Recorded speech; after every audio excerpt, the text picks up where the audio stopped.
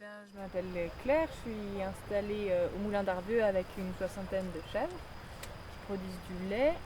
On transforme tout le lait qu'elles produisent en fromage fermier ou lait cru qu'on vend nous-mêmes en direct ou via des petits revendeurs locaux.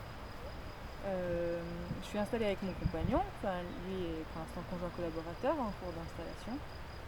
Et donc là, on présente une parcelle de fauche dans une zone sagneuse, donc une zone humide, parce qu'il y a un marécage à certains endroits. Et voilà, qui est intéressante pour nous. On n'avait jamais, c'est vrai qu'on est dans une région très séchante, où d'habitude on n'a que de la pelouse sèche et on avait toujours présenté plutôt ce type de parcelles.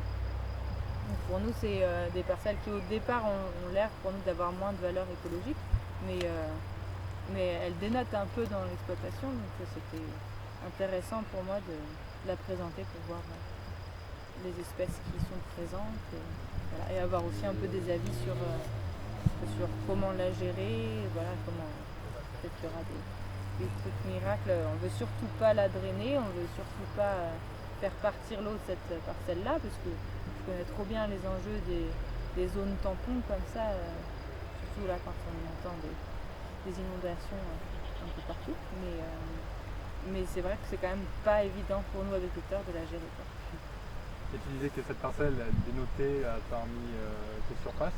Et du coup, qu'est-ce que tu en attends de cette parcelle? Ou quel objectif L'objectif principal pour nous, l'avantage qu'on lui voit, c'est que même en ayant fait des foins qui sont quand même assez conséquents, parce que comme il y a de l'eau, forcément ça produit pas mal, derrière on est sûr qu'il y aura une repousse qui nous permettra de faire pâturer les chèvres sur une herbe jeune, une herbe de repousse à l'automne, entre septembre et octobre. Et donc ça c'est déjà bien, parce que sur les autres prairies de fauche qu'on a, souvent s'il pleut pas de l'été, on n'a pas de repousse, quoi. On n'a pas de repousse pour une deuxième coupe, mais on n'a même pas de repousse pour un pâturage.